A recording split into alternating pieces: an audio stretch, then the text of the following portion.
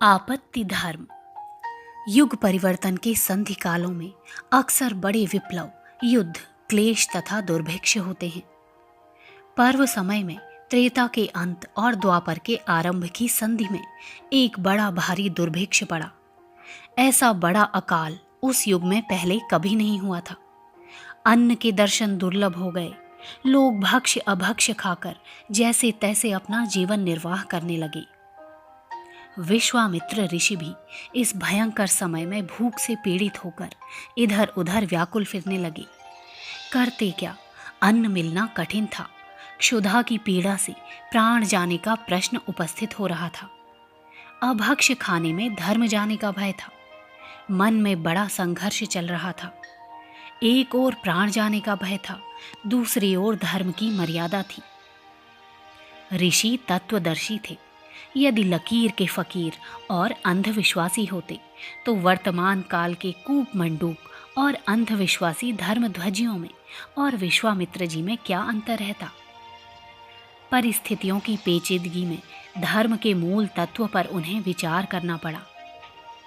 मनुष्य की आत्मोन्नति के लिए धर्म व्यवस्था की रचना विद्वान पुरुषों ने की है, ना कि किसी अनावश्यक बंधन में बांधकर जीव की स्वाभाविक आत्मोन्नति को रोकने के लिए उन्हें बनाया गया है। यह व्यवस्थाएं आवश्यकतानुसार बदलती हैं और आपत्ति काल में उन्हें बदलना पड़ता है। विश्वामित्र ने सोचा, यदि भोजन जैसी साधारण व्यवस्था की हट में प्राण चले गए तो ये कोई बुद्धिमानी ना होगी। शरीर ईश्वर का मंदिर है। ईश्वर की आज्ञाओं का संसार में प्रचार करने के लिए इस शरीर का रहना आवश्यक है।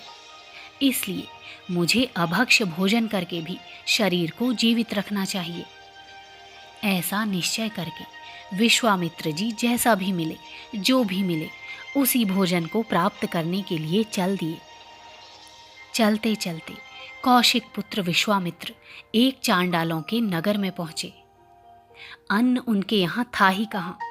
मांस उन लोगों के घरों में मौजूद था, पर मांगने से ये लोग कष्टोपार्जित मांस मुफ्त में देने को तैयार ना होते। इसलिए दोपहर रात्रि व्यतीत होने पर जब सब लोग सो गए तो विश्वामित्र चुपके चुपके एक चांडाल के घर में घुसे और एक मरे हुए कुत्ते की टांग का मांस चुराने लगे। आहट पाकर घर का मालिक जाग पड़ा। वह कृष्ण वर्ण दैत्याकार चांडाल अपनी लाल लाल आंखें मलता हुआ उठ बैठा और लाठी लेकर कर्कश स्वर में गर्जना करता हुआ मांस चुराने वाले को मारने के लिए लपका। आपत्ति को आगे आती हुई देखकर ऋषि ने चिल्लाकर कहा, अरे भाई मारना मत, मैं विश्वामित्र हूं। चांडाल के पांवों तले से जमीन खिसक गई। उसे सहसा अपने कानों पर विश्वास न हुआ। मेरे घर में और कुत्ते का मांस चुराने के लिए विश्वामित्र जी आएंगे, ये भला कैसे संभव है। उसने दीपक जलाया और बार बार आंखें खोल कर देखा। यह सचमुच विश्वामित्र ही थे। चांडाल ने कहा, हे ब्राह्मण, आप यह क्या कर रहे हैं। एक तो चोरी करना पाप, दूसरे चांडाल के घर से, इस पर भी कुत्ते का मांस, यह तो तिगुना पाप है। आप तो धर्म के आधार हैं, इस पर भी ऐसा कार्य करने को क्यों कर तैयार हो गए। आपको ऐसा करना उचित ना था। विश्वामित्र ने कहा, हे चांडाल, तेरा कहना ठीक है, पर जिस धर्म का तू उपदेश कर रहा है वह साधारण समय के लिए है। आपत्ति काल के लिए आपत्ति धर्म अलग है। यदि कभी दो अत्यंत बुरे काम सामने आए जिनमें से एक को किए बिना छुटकारा ना मिले तो कम बुरे काम को ही कर लेना चाहिए।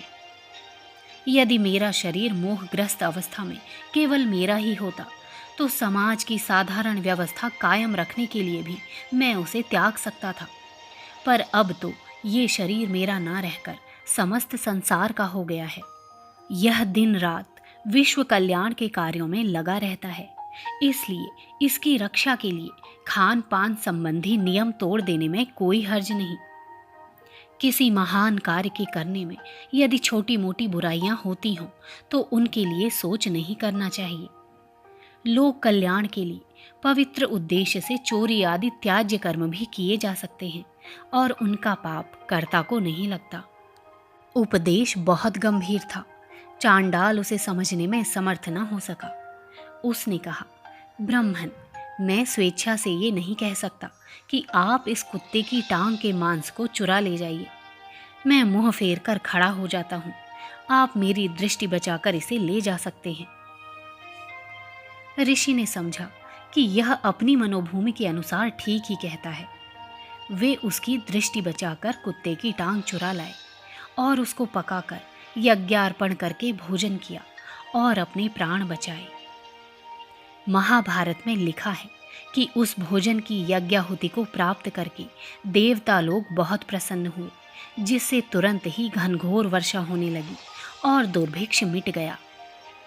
ऋषि के यज्ञ कर्म से पृथ्वी पर खूब अन्न उत्पन्न हुआ और प्रजा के कष्टों का अंत हो गया। मोटी बुद्धि के चांडाल को कुत्ते का मांस चुराना अधर्म प्रतीत होता था, पर ऋषि की दृष्टि और देव दृष्टि से वह आपत्ति धर्म के अनुसार यज्ञ कार्य था। ऐसे यज्ञ भी सर्वथा पुण्यमय और लोक कल्याणकारी ही होते हैं। अखंड ज्योति, जुलाई सन 1943, पृष्ठ संख्या 10-11।